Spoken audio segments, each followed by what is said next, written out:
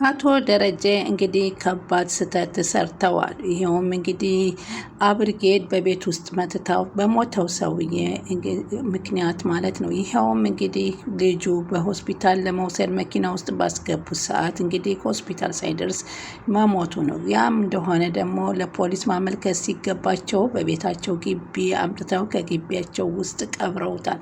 ይኸውም ናታልም ተባባሪ በመሆኑ እንግዲህ ፖሊስ መጥቶ ሁላቸውንም ናታልንም አቶ ደረጀንም በሕግ ቁጥጥር ስር አውሏቸዋል። ይህንን ነገር መጀመሪያውን ወይዘሮ ማርታ አልደገፈችውም ነበር። እባክህ ለፖሊስ እናመልክት፣ ከሕግ የምናመልጥበት ነገር የለም። እንዴት ነው ይህም እኮ ምን ቢሆን ዘመድ ወዳጅ ወገን ይኖረዋል።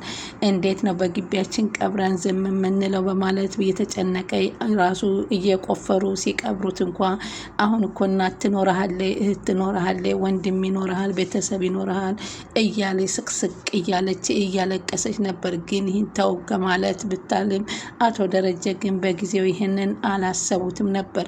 እንዲሁም በጣም የሚያሳዝነው ናታልም የሳቸው ተባባሪ ሆኖ ወንጀሉን አብሮ መፈጸሙ ነው።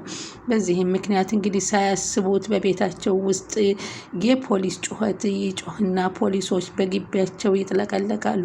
ምንድን ነው ብላ መጀመሪያ ያየችው አብርጌድ ነበር። እኔ ያልገደልኩም እንዳሰጡ ብትልም አብርጌድ ከተጠያቂነት እንደማታመልጥ ደጋግመው ነግረዋት ነበር። ግን ልጃቸውን ለፖሊስ ታሳልፋ መሰጠቷ ለማይቀር ነገር ልጁንም በሰዓቱ አመልክተው ቢሆን ቢያንስ አቶ ደረጀና ናታል እንኳ ከዚህ ላይ ወደ እስር ቤት ከመሄድ ይታገሱ ነበር እና እንግዲህ በጣም በሚያሳዝን ሁኔታ አሁን ቤታቸው እንግዲህ በሁላቸውም ወይዘሮ ማርታ ጨለማ ውጧቸዋል። እንግዲህ በቤታቸው ውስጥ ግቢም ከቀበሩት በኋላ ምጥንና እሷም እዚህ ምንድን ነው ቆፍራችሁ እየቀበራችሁት እያለች ምጥን ብትጠይቃት እንኳ ጤፍ ልንዘራበት ነው በማለት እያለች ነው። አሁን አርጁን ደግሞ የት ነው ይሄ ልጅ ወንድ አሁን እኮ ፈርቶ ነው ስልኩን የደበቀው እያለ ያልሞተ መስሎት ጓደኛውን በተስፋ ይጠብቃል። እንግዲህ ይህንን ከፈጸመች በኋላም አብርጌድ አባዬ እባክህ ወደ ውጭ ሀገር ላከኝ፣ ይቅርታ አድርግልኝ ለሁሉም ነገር ስትለው መሽቶብሻል፣ ዳጣ የሰላም ልጅ ናት ስለመሰለችኝ ይቅርታ አሁን ነው የገባሽ ወይ በማለት አቶ ደረጀም ጠይቋታል። ወደ ስዊድን ላከኝ። ለምን? ህግን ፈርተሽ ነው የምትሄጂው?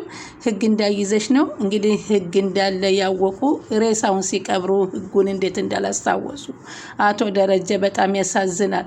ምናልባት አንተን ቢይዙ ይለቁሃል፣ እኔ ግን ስለገደልኩኝ እኔን አይለቁኝም። ህግን ነው የፈለግሽው? ፖሊስን ነው የፈራሽው ወይንስ ፈጣሪሽን ነው የፈራሽው? በማለት ይጠይቀዋል።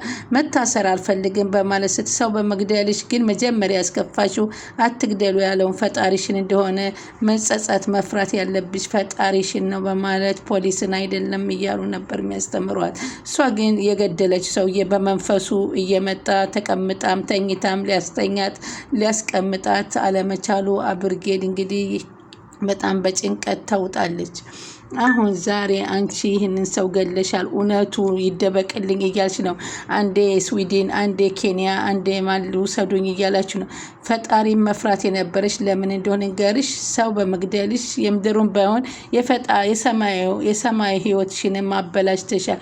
አባዬ እባክህ ወደ ውጭ ላከኝ አልኩህ እኮ ፓስፖርቴን አዘጋጅቻለሁ። ዛሬ ልቁረጥና ልውጣ የሆነ ነገር ቆይቼ ከዛ በኋላ ልሂድ ስትለው የትም ብትሄጂ ማን አንቺ ራስሽን አታመልጭም፣ ተጸጸቺ፣ ወደ ራስሽ ተመለሽ። ምን እየሰራሁ ነው? ምን እያደረግኩ ነው? ወዴት እየሄድኩ ነው? ምንስ አድርጌ ነው በእኔ ብቻ ይሄ ነገር የተፈረደብኝ ብለሽ ራስሽን በፍጹም ከዚህ በኋላ ወደ ውጭ ሀገር አትወጫትም፣ ነይ ብለው እየጎተቱ ፖሊስ ጋር ልትወስደኝ ነው ወይ እያለች እሪ ስትልባቸው አባዬ ንገረኝ፣ ነይ ንገርሽ ወዴት እንደምወስድሽ በማለት አየሽ፣ አሁን እዚህ ላይ ላንቺ ብዬ ላንቺ ለማዳን ብዬ ሬሳ ቀብሬ ያለው አየሽ አለ። አዎ አለ። ስለዚህ ይሄም እውነታ ነው። ስለዚህ እውነታ ይውጣ እያልሽ ትከራከሪ እና የለም። አዎ ስለዚህ እውነታው ያንቺ መውጣት አለበት። ይህ ሰው ነው፣ ድመት ወይንም ውሻ አይደለም እዚህ ጋር የቀበር ነው። ስለዚህ እውነቱ ሊወጣ ይገባል እያሉ እየጎተቱ እዛው ከቀበሩበት ቦታ ላይ ይወስዳሉ። ሰላም ወደ ቻናል የተከታታይ ሰላማችሁ በያላችሁበት ይብዛል። ቻናል አዲስ የሆናችሁ ሰብስክራይብ፣ ላይክ፣ ሼር እያደረጋችሁ ዳጣ ቀጣይ ፓርቲ ይዘን መጥተናል። በዚህ ፓርቲ እንግዲህ አቶ ደረጀና ናታል ሳያስቡት ወንጀል ገብተዋል ማለት ነው። ምክንያቱም በግቢያቸው ያን የሞተ ሰው ሬሳ በመቀበራቸው እንግዲህ ሁሉ ነገር ይገለጻል ተብሎ ፖሊስ መጥቶ በገባ ቁጥር ያደረጉትን ነገር ተጸጽተዋል። እንግዲህ እሷ ከዚህ በፊትም ቢሆን አንድ ነገር ታይ በሚሏትና በሚመክሯት ሰዓት አለመስማቷ አብርጌል ምንም ቢሆን እኔ ራሴን የተከላከልኩት እያለች ብትንም ይህ ደግሞ ይሻል ነበር። ቅድሚያ እሷ ሂዳ ራሷን መከላከሏን አሳውቃ ቢሆን ቢያንስ አቶ ደረጀና ናታል እንኳ ከተጠያቂነት ያመልጡ ነበር። በሚያሳዝን ሁኔታ የማይሰራ ስህተት ነው የሰሩት አቶ ደረጀ እና ዳጣ ያንተ ልጅ ናት እንዴ? ያንተ ልጅ አይደለችም በምን አወቅሽ? ናት ብለን ብናስብ አንቺ ዳጣ የኔ ልጅ ብትሆን አባቷ ብሆን ይህንን ነገር ለማርታ ትነግራታለሽ አትነግሪያትም ብለው ቢጠይቋት አዎ እነግራታለሁ እኮ ነው ያለችው። አሁንም ይህንን እውነቱን ብትነግሪያት ትዳሯ እንደሚፈርስ ታውቂያለሽ አሏት። አዎ አለች። እማዬ ካወቀች አዎ ትዳሯ ይፈርሰ። ይሄ የምታደርጊው እውነት ስለሆነ እውነት ይውጣ፣ እውነት አይደበቅ እያልሽ አይደለም?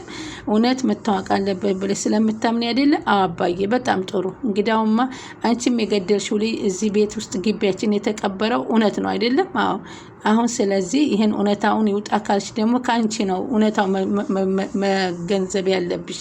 ስለዚህ አሁን እኔ ከዚህ ወጥቼ አንቺ አሁን ሬሳውን አይተሻል፣ እዚህ ውስጥ ነው የከተት ነው አይደለም? አዎ አይቻለሁ አባዬ። እንግዳስ እውነት ከሆነ እውነት ይውጣ ብለሽ የምትከራከሪ ከሆነ ቀጥ ብለሽ ሄደሽ እጅሽን ለፖሊስ ስጪ። ምክንያቱም እውነታው እንዲወጣ እውነታው መውጣት አለበት ብለሽ ስለምታስቢ፣ ስለዚህ እጅሽን እውነቱን ለማውጣት አንቺ ወደ ውጭ ሀገር በፍጹም አትሄጃትም፣ ምንም አትሄጃትም። አንቺ ለእውነት ሟች ከሆንሽ እኔ እስከምመለስ እዚህ ሳይሆን ማገኝሽ ፖሊስ ጣቢያ እንዳገኝሽ በማለት ይህ ነው እንደዚህ ነው አየሽ። እውነት ከአንቺ ጋር ሲሆን በፍጹም አይወጣም ትያለሽ። የሰው ግን እውነት ይውጣያሽ እኔም ብዙ ጊዜ ስታሰቃይኝ ከርመሻል በማለት አንቺ ትክክል እኔ ስህተት መሆናችንን እንታያለን በማለት እንግዲህ ሲነግሯት አሁን አብርጌል በተቀመጠችበትም በሄደችበትም መንፈሱ ገደለችው ሰውዬ በፊቷ ላይ እየመጣ ፈጽሞ እንትን ሊላት አልቻለም። ዳጣም ለምንድን ነው አባዬ ዳጣን እናስወጣት፣ ዳጣ መታሰር የለባትም ብላ ስትናገር እንግዲህ ኧረ እባክሽ አለ ናታል። አባዬ እኮ እሷ እኮ ከጠፋች አባትሽን ነው የሚያስሩት፣ አባትሽ ብሷ በሰራችው ወንጀል ለምንድን ነው ትታሰር ብለሽ የምትዩ በማለት ይነግራታል። ታዲያ አሁን እኮ አብርጌል ልትታሰር ነው፣ ትታሰራ በስራዋ እኮ ነው ብሎ እሱም ይመሰክራል። አሁን ከዛ ውጭ ሀገር ላኪኝ እማዬ እያለች ስትሄድ አንቺ በሰራሽው ስራ አባትሽ ሊታሰር ነው ወይ እና እኔ ልታሰር ነው ወይ አለቻት። አዎ የገደልሽው አንቺ አይደለሽ? አንቺ ነች የምትታሰሪ። ቆይ እማዬ አንቺ ምን ላይ ፈረድሽ? አንቺ ምን እንዳባዬ ነው ያለሽ? ታዲያ ምን እናደርግ? አንቺ እኮ ነሽ ይሄን ሁሉ ጣጣ ያመጣሽው። አባትሽን እየሰማ አንቺን አልሰማውም ብዬ ይመስልሻል? ቤታችን ሁሉ ጨለማ አደረግሽ፣ ቤታችንን ገደል አድርጊ። አባትሽን የትም አትሄጂም ካለሽ አትሄጂም ነው። እባክሽ አሁን አጨቅጨቀኝ፣ ራሴን አሞኛል ልተኛበት ብለው ሲናገሩ በመንፈስ እየመጣ አሁንም እማዬ ድረሽልኝ እያለች አላስተኛት ይላል። አቶ ደረጀም አሁን ለጊዜው እፎይ ልበል እንጂ ይህ ነገር እኮ አላበቃም እያሉ በምኝታቸው ተኝተው አሁን እኮ ስለ ሰላምና ስለ ዳጣ የተወሰነ እንትን አገኘሁ እንጂ በልቧ ውስጥ እኮ አልደበቀችውም፣ ማርታ ታወጣዋለች ቀስ ብላ እያሉ ነበር። እና ጭንቀቱ አሁንም ሳይቀርላቸው እንግዲህ እሷም በበረንዳ ላይ ሆና እየተመለከተች እንዴት አሁን እኔ ራሴን ለመከላከል ላደረግኩት ወንጀለኛ ነሽ ይባላለሁ? ወንጀለኛማ አይደለሁም፣ እንግዳ ሲገለኝ መገደል አለብኝ ወይ እያለ ዳጣ እቺ አብርጌድም ራሷን መጠየቅ ጀምራለች። እንግዲህ በዚህ መንገድ አሁን በጣም ከባድ ነገር እየተፈጠረ ነው። አሁን እንግዲህ ለዛ ደግሞ ናታል ደህና አደርክ ወይ ብለሽ ጠይቂልኝ በማለት ውሃን ትልካታለች። ውሃ ደግሞ ራስሽ ሄደሽ እንኳን እንዴት አደርሽ ብለሽ እንግዳማ ምግብ አልሰጥሽም ከአንቺስ ቃጭላለች ወይ ብላ እንግዲህ ስታስቃት ነበረ። ለዛን ማለት ነው እንግዲህ ቃጭል ማለት ምን እንደሆነም ስላላወቀች ውሃ በጣም ታስቃለች። እንግዲህ አቶ ደረጀ ምኝታቸው ላይ ተኝተው ሰላም ያለችው እውነቷን ነው። ሰላም የወደደችው ልጅ የኔ ነው፣ ትክክል ነው። ስለዚህ ሳየውም ልቤ ደንግጧል። የኔን ነው የሚመስለው፣ ጉዴ በአንድ ተሰብስቦ መጥቷል እያሉ ምን ያክል ቻይነህ አንተ ሰላም ዳጣ ሰላም የወለደችው ልጅ ማርታ አንድ ቀን ከአንድ ላይ ቁጭ ብሎ ሲስቁ ሳይ ለእኔ በጣም ይከብደኛል። በህይወቴ ዝብርቅርቅ ያለ ስሜት ይሰማኛል። ምንም ወንድ ልጅ በወድምና ምንም አይነት ቢሆንም ግን ዝብርቅርቅ ያለ ስሜት ነው።